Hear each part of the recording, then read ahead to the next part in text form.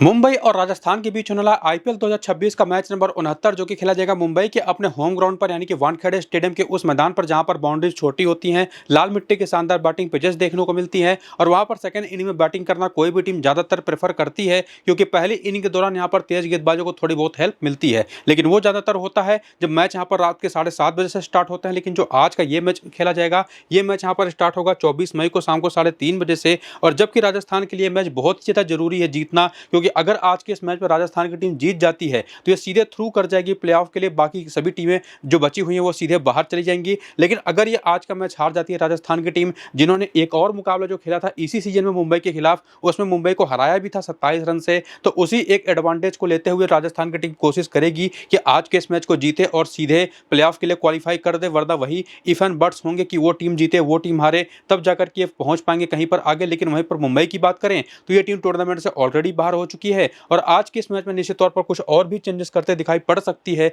वो तो हमको टॉस के बाद पता चलेगा। लेकिन जैसे मैंने आपको बताया कि वानखेड़े स्टेडियम मुंबई का वो मैदान जहां पर आज का मैच खेला जाएगा, ऑलरेडी 6 मुकाबले यहां पर खेले जा चुके हैं और उसमें अगर आप देखें बैटिंग सेकंड करते हुए तो उन 6 में से 4 मुकाबले बैटिंग सेकंड करने वाली टीमें जीती हैं। और एवरेज स्कोर अगर आप निकालने जाएं यहां पर तो आपके सामने साफ साफ दिखाई पड़ेगा कि जो टोटल कुल मिलाकर के 6 के 6 मुकाबले खेले गए हैं, उसमें पहली इनिंग के दौरान अगर आप स्कोरिंग देखें तो उसमें से 5 बार ऐसा हुआ है 6 मैचेस में से कि पहली बार जब पहले बैटिंग करी है टीमों ने तो 200 प्लस का स्कोर खड़ा किया है और एक बार केवल ऐसा हुआ कि जब 200 प्लस के नीचे कोई भी टीम रह गई है, वो भी तब 195 का स्कोर बना है। लेकिन इन 6 मैचेस में इतने बड़े बड़े स्कोर बनने के बावजूद और इन सारे के सारे मैचेस में अगर आप एवरेज स्कोर निकालेंगे ना पहली इनिंग का तो 222 रन का बनेगा। स्टिल 4 बार यहां पर बैटिंग सेकंड करने वाली टीमें जीती हैं, यानी कि आप समझ सकते हैं कि कितनी बेहतरीन ये पिच होती है बैटिंग करने के लिए और क्यों ये सेकंड इनिंग के अंदर और बेहतर होती चली जाती है, जिसमें एक तो ओस का भी इफेक्ट पड़ता है और साथ ही साथ चूंकि एक समुद्र के किनारे ये मैदान है अरेबियन सी के किनारे, तो वहां से भी जो थोड़ी बहुत नमी वाले हवाएं चलती हैं वो पहली इनिंग में बैटिंग को थोड़ा सा मुश्किल करती हैं, लेकिन वही सेकंड इनिंग में बैटिंग को आसान कर देती है। लेकिन आज चूंकि 3:30 बजे का मैच है और इन 6 में से कोई ऐसी पिच यूज की गई जिन पर मैचेस हो चुके हैं ऑलरेडी, यानी कि अगर आज यूज्ड पिच मिलेगी तब तो यहां पर कोई भी टीम पहले बैटिंग करना ही प्रेफर करेगी, वरना बैटिंग सेकंड करना वही बेस्ट रहेगा आज के इस मैच में भी। जैसा कि हमने पिछले कुछ मुकाबलों में होता हुआ देखा है जहां पर स्पिन को टोटल 23 विकेटें और पेस को केवल 35 विकेटें मिली हैं और 6 मैच में अगर इतनी कम विकेटें मिले बॉलर्स को तो आप समझ सकते हैं कि बैटर्स का किस लेवल का डोमिनेशन रहा है। और उसमें इनिंग के हिसाब से भी अगर आप देखें तो पहली इनिंग में तेज गेंदबाज डोमिनेट करते हैं, सेकंड इनिंग में स्पिन गेंदबाज यहां पर गेम में आते हैं, तो किसको कब लेकर के कहां पर जाना है वो भी काफी हद तक यहां से क्लियर होता है, जिसमें साफ साफ दिखाई पड़ेगा कि पहली इनिंग की बॉलिंग में अभी तक जो 6 मुकाबले हुए हैं केवल 7 विकेटें स्पिनर्स को मिली हैं। तो पहली इनिंग में अभी तक यहां पर स्पिनर्स का कुछ भी प्रभाव होता दिखाई पड़ा नहीं है। लेकिन जो आपको मैंने बताया कि ये देखना सबसे जरूरी होगा कि यूज्ड पिच आज के इस मैच में मिलेगी या कोई फ्रेश पिच मिलेगी, वहीं पर मैच काफी हद तक डिसाइड हो जाएगा। और वो अपडेट आपको मैं अपने टेलीग्राम और व्हाट्सएप चैनल पर दे दूंगा, जहां पर आपको मैं अपनी फाइनल कॉम्बिनेशन भी बताऊंगा कि कौन से वो 11 बेस्ट प्लेयर है जिनको अपनी टीम में आप लेकर के जा सकते हैं और कप्तान और वाइस कप्तान का ऑप्शन भी बता दूंगा। और इस वीडियो में तो आपको वो सारे कॉम्बिनेशन मिलेंगे ही कि कौन से बेस्ट ऑप्शन हैं और कौन से ऐसे प्लेयर्स हैं जिनको रोटेट करके मल्टीपल टीम में आप यहाँ पर कॉम्बिनेशन के साथ बना सकते हैं। तो पूरा शुरू से अंत तक ये वीडियो जरूर देखिए और प्लस टेलीग्राम और व्हाट्सएप चैनल को जाकर के ज्वाइन करिए। नीचे डिस्क्रिप्शन में और कमेंट बॉक्स में जो पिन किया हुआ कमेंट है लिंक वहां पर आपको देखने को मिल जाएगा, जिसका साफ साफ रीजन है कि वहां पर आपको मैं फाइनल पिच रिपोर्ट तो दूंगा ही, साथ ही साथ फाइनल अपडेट्स भी दे दूंगा टीम के तौर पर, तो उसको जाकर के ज्वाइन जरूर करिए। फिलहाल आगे आइए बात करते हैं सबसे पहले जो विजिटिंग टीम है उसकी। जो राजस्थान रॉयल्स की टीम है उनका लाइनअप जो पिछले मैच में खेलता दिखाई पड़ा था 12 प्लेयर का, जिसमें संदीप शर्मा कुछ मैचेस के बाद वापस आए थे लेकिन कुछ खास प्रभाव छोड़ नहीं पाए और बाकी यशपुंजा तो आपको एक इंपैक्ट प्लेयर के तौर पर खेलते दिखाई पड़े ही थे जो वैभव सूर्यवंशी के जहां पर रिप्लेस होते हैं। और बाकी बैटिंग ऑर्डर वही चिरपरिचित है जिसमें केवल लुहान डे पिटोरियस पिछले मैच में खेल गए थे।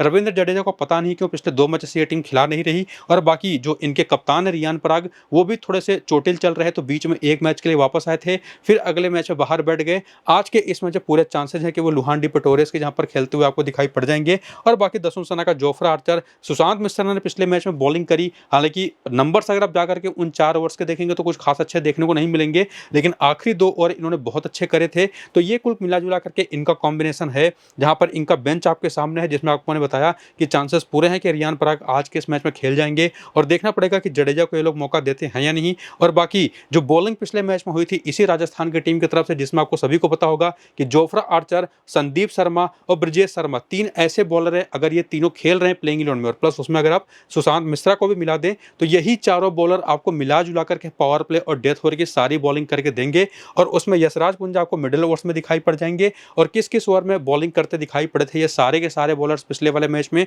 उसका डेटा आप यहाँ पर देख ही पाएंगे। दसुन सनाका एक एक ओवर दो दो ओवर कर रहे हैं पिछले 2 मैचेस से। बाकी करियर के आंकड़े अगर आप देखना चाहें जो कि मेरे हिसाब से अब उतना जरूरी है नहीं, तो वो भी आप यहाँ पर राजस्थान के प्लेयर्स का देख सकते हैं वीडियो को यहीं पर रोक करके। लेकिन फिलहाल मैं यहाँ पर आपको दिखाऊंगा आगे बढ़ते हुए रीसेंट फॉर्म, जिसमें आपको पता चलेगा कि जो परफॉर्मेंसेज रीसेंट टाइम में रही है राजस्थान के प्लेयर्स की, चूंकि 13 मुकाबले खेल चुकी है टीम, ग्रुप स्टेज का आखिरी मैच है और यहीं पर डिसाइड हो जाएगा कि राजस्थान की टीम आगे जाएगी या बाकी टीमों के रिजल्ट के ऊपर काफी हद तक डिपेंड करेगी। आज का मैच इनके लिए जीतना जरूरी है, ये चीज आपको मैं काफी हद तक बता ही चुका हूं। लेकिन अगर आप रीसेंट फॉर्म देखें तो उसके बेसिस पर आप कम से कम ये कह सकते हैं कि चाहे वो जायसवाल हो, चाहे वो वैभव सूर्यवंशी हो, चाहे वो ध्रुव जुरैल हो, इनका टॉप 3 काफी जबरदस्त फॉर्म में रहा है रीसेंट टाइम में। जोरदार रन इन्होंने बना रखे हैं, जिसमें जायसवाल जरूर बीच में थोड़ा सा ऑफ कलर हो गए थे और साथ ही साथ ये जो 77 रन की पारी इन्होंने ये वाली खेली है ना, जिसमें नॉट आउट रहे थे केवल 32 गेंद पर, वो इन्होंने इसी मुंबई टीम के खिलाफ खेला था, वो उस पहले वाले मैच में इसी सीजन के जहां पर इनकी टीम जीती थी। तो निश्चित तौर पर अपनी एक होम टीम के खिलाफ बेसिकली जो कि इनकी ओरिजिनल डोमेस्टिक टीम है उसके खिलाफ एक बार फिर से अच्छी पारी खेलने की कोशिश करेंगे। और बाकी की बैटिंग अगर आप देखें तो डोनोवन फरेरा एक ऐसे नाम रहे हैं जो कि बीच बीच में इंपैक्ट छोड़ते दिखाई पड़े हैं, लेकिन पिछले 2-3 मैचेस से इनका भी कुछ खास सिक्का चला है नहीं, चूंकि उतनी जरूरत भी इनकी नहीं पड़ी है। क्योंकि टॉप ऑर्डर के तीनों बैटर्स अगर कमाल कर ही रहे हैं तो इतने नीचे की बैटिंग लाइनअप के बैटर्स की नंबर आना काफी मुश्किल हो जाता है, और आता भी है तो उनको ताबड़तोड़ शॉट्स खेलने पड़ते हैं। लेकिन एक बात कम से कम क्लियर है कि अगर आपको लोअर ऑर्डर से किसी को पिक करना है तो वो डोनोवन फरेरा ऐसे ऑप्शन है जिनके साथ आप जा सकते हैं। और दूसरे ऑप्शन उसी तरीके के हो सकते हैं यहाँ पर दसुन सनाका। उसका रीजन ये है कि ये बॉलिंग भी 1-2 ओवर की करके दे रहे हैं। सेकंड लास्ट मैच में उन्होंने बल्ले से 10 रन बनाए थे, 1 विकेट भी लिया था। तो अगर आप टॉप ऑर्डर से किसी को ड्रॉप करना चाहते हैं, जैसे स्पेसिफिकली ध्रुव जुरैल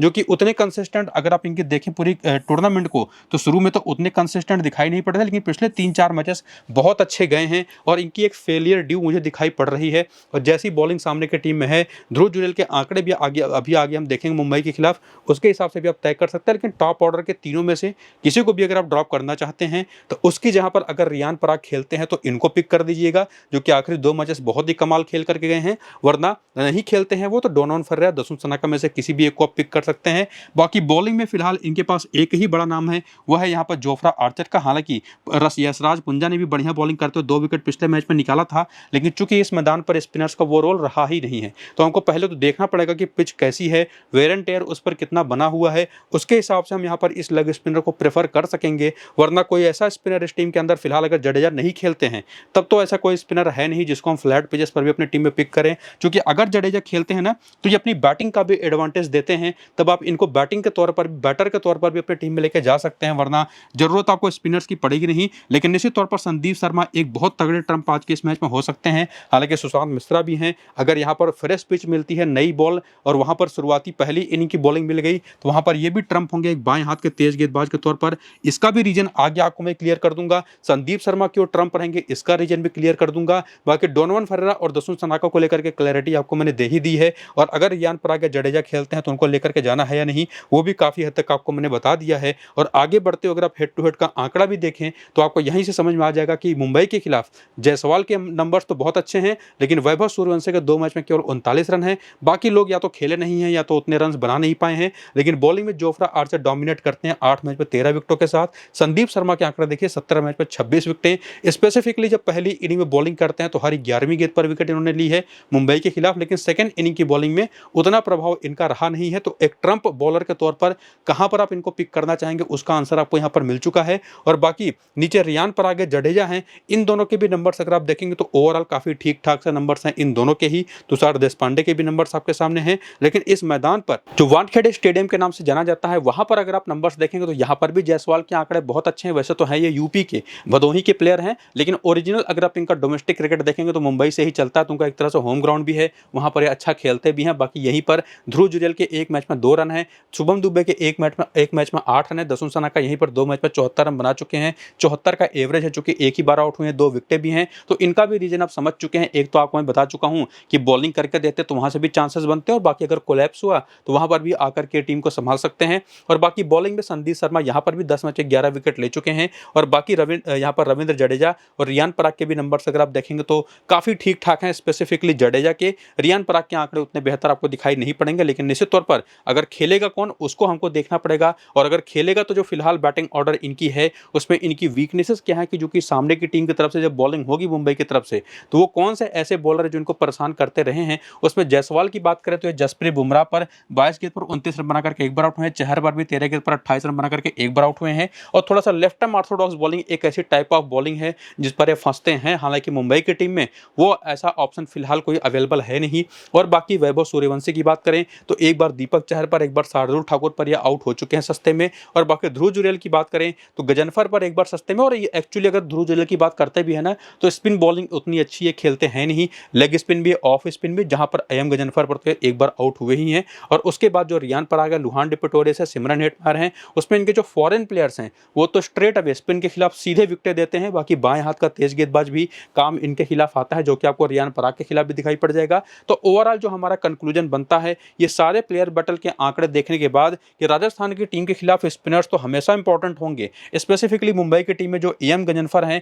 वो ज्यादा बेहतर ऑप्शन रहेंगे, क्योंकि रघु शर्मा कितनी बॉलिंग कराई जाएगी इनसे वो कुछ हमको पता है नहीं। और प्लस यहाँ का जो मैदान है वहां पर चूंकि स्पिनर्स के लिए कुछ खास मौके बन नहीं पा रहे, तो एम गजनफर इस वजह से उसके बावजूद अच्छे पिक होंगे, क्योंकि ये एक पिच के ऊपर बहुत ज्यादा रिलाई करते नहीं, लाइन और लेंथ के ऊपर काफी तक डिपेंड करते हैं। और प्लस सामने की टीम में लेफ्ट हैंडर्स की भरमार है, तो निश्चित तौर पर उसके खिलाफ एक बहुत अच्छे यूजुअल ऑप्शन होंगे। दोनों टीमों में मेरे हिसाब से सबसे बेहतर कोई स्पिन ऑप्शन है जिसको आप बिना किसी सिचुएशन को ध्यान में देते हो अगर टीम में लेके जाएं तो वो गजनफर ही होंगे। बाकी ओवरऑल जो प्लेइंग 11 बैटिंग ऑर्डर बनता दिखाई पड़ रहा है मुंबई की तरफ से, जो पिछले मैच अभी खेला था वो आप यहाँ पर देख ही सकते हैं। बाकी इनका जो बेंच है वो भी आप देख लीजिए वीडियो को रोक करके। बाकी जो बॉलिंग पिछले मैच में हुई थी जिसमें दीपक चहर ने 3 ओवर करे थे, 4 ओवर बुमराह ने किए थे, 3 ओवर कॉर्बिन बॉस ने किए थे, 4 ओवर गजनफर ने किए थे, 2-2 ओवर इन दोनों ने और 1 ओवर विल जैक्स ने किया था। और किस ओवर में आकर के किया था वो भी आप देख सकते हैं, जिसमें करियर के आंकड़े भी आपके सामने हैं।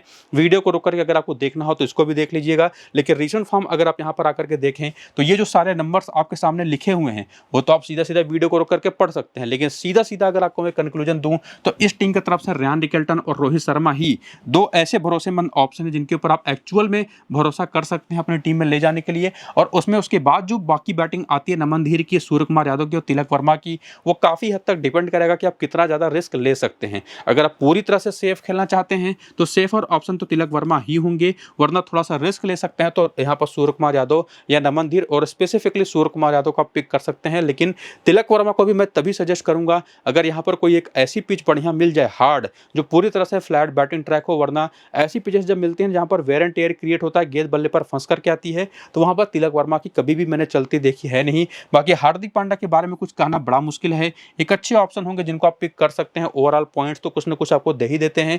और बाकी विल जैक्स यूटिलिटी वाइज उतने बेहतर ऑप्शन अब बन के रह नहीं गए हैं, लेकिन कॉर्बिन बॉश इनको आप मिस कर नहीं सकते। गजनफर के बारे में ऑलरेडी आपको मैं एक्सप्लेन कर चुका हूं। तो ओवरऑल अगर मैं सेफर ऑप्शंस की बात करूं तो कॉर्बिन बॉश, गजनफर और साथ ही साथ दोनों ओपनर्स हैं जिनको आप सीधे अपनी टीम में लेकर जा सकते हैं। लेकिन कोई 5वां, 6ठा, 7वां प्लेयर अगर आपको पिक करना होगा तो उसमें आपको दिमाग लगाना पड़ेगा, सोचना पड़ेगा, रिस्क के ऊपर आपको जाना पड़ेगा कि आप सूर्य कुमार यादव हो गए, पांड्या हो गए या बुमराह जैसे बॉलर हो गए, उनको आप पिक कर सकते हैं या नहीं। अब सोचिए ये स्थिति आ गई है मुंबई की तरफ से कि आपको जसप्रीत बुमराह को भी टीम में लेने के लिए सोचना पड़ रहा है, वरना आंख मूंद करके लोग इनको टीम में लेते हैं। और एक्चुअली मैं सजेस्ट भी करूंगा कि उन्हीं को आप 5वें प्लेयर के तौर पर अगर आप लेकर जाना चाहें तो जा भी सकते हैं। लेकिन पहली इनिंग की अगर मुंबई की बॉलिंग हो तभी, लेकिन सेकेंड इनिंग की बॉलिंग अगर हो गई यानी कि पहली इनिंग की बैटिंग हो जाएगी, तब आप या तो सूर्य कुमार यादव या तो हार्दिक पांड्या सबसे सेफ ऑप्शन होंगे। ये बात आपको ध्यान में रखनी है। बाकी राजस्थान के खिलाफ हेड टू हेड के आंकड़ों की बात करेंगे तो केवल रियान रिकेल्टन, सूर्य कुमार यादव और तिलक वर्मा ही बैटिंग में थोड़ा सा प्रभाव छोड़ते दिखाई पड़ते हैं। बाकी नमन धीर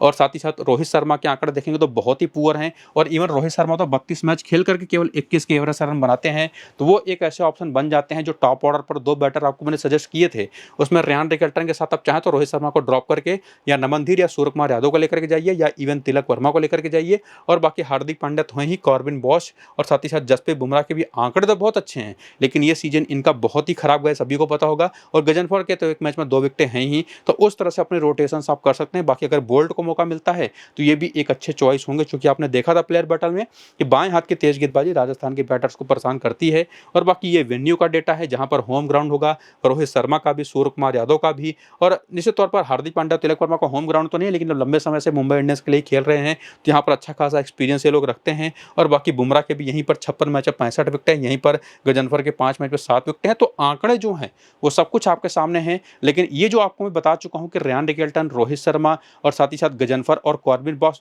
4 सबसे सेफर ऑप्शन ऑप्शंस हैं। और उसमें भी अगर आप हेड टू हेड के आंकड़े पर चले जाएंगे तो रोहित शर्मा भी बाहर होते हैं, तो वो जो बाकी 3 ऑप्शन हैं उनके साथ आप लेके जा सकते हैं सूर्य कुमार यादव, हार्दिक पांड्या और जसप्रीत बुमराह को। तो 6 ऑप्शन तो आपको फिर भी मिल जा रहे हैं, लेकिन उसमें से भी तीनों को मैं सजेस्ट करूंगा नहीं, क्योंकि 6 प्लेयर मैं कहूंगा कि आप राजस्थान की तरफ से लेकर के जाइए, क्योंकि उस टीम के लिए मैच बहुत जरूरी है। और बाकी आपको लाइनअप तो देखना पड़ेगा ही कि टॉस के बाद क्या आता है, मुंबई की क्या बैटिंग ऑर्डर होगी, उसके हिसाब से हम तय कर पाएंगे। लेकिन जब मुंबई की बैटिंग ऑर्डर का प्लेयर बैटल अगर आप देखने जाते हैं तो जोफ्रा आर्चर का नाम आपको बार बार दिखाई पड़ेगा। एक बाएं हाथ का तेज गेंदबाज आपको हमेशा यहाँ पर डोमिनेट करता दिखाई पड़ेगा मुंबई का जो भी बैटर है उसके खिलाफ, तो सुशांत मिश्रा इसी वजह से काफी इंपॉर्टेंट ऑप्शन होंगे। बाकी नंबर्स जो हैं वो आप वीडियो को रोक करके देख लीजिएगा, जिसमें नमन देर ऑफ स्पिन पर फंसते हैं, रैन रिकल्टन लेग स्पिन पर फंसते हैं, और स्पिन को लेकर के रोहित शर्मा को कोई दिक्कत है नहीं।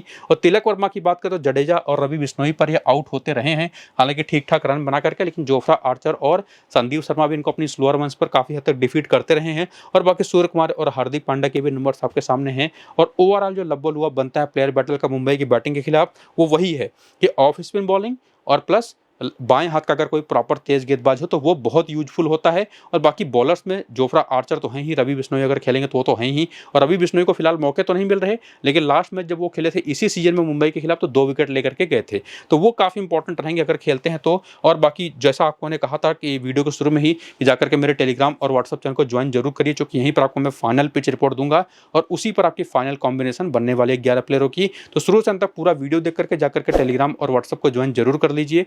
नीचे डिस्क्रिप्शन और पिन कमेंट में लिंक है। बाकी इस वीडियो को यहीं पर करेंगे खत्म। फिलहाल चलते हैं, नमस्कार।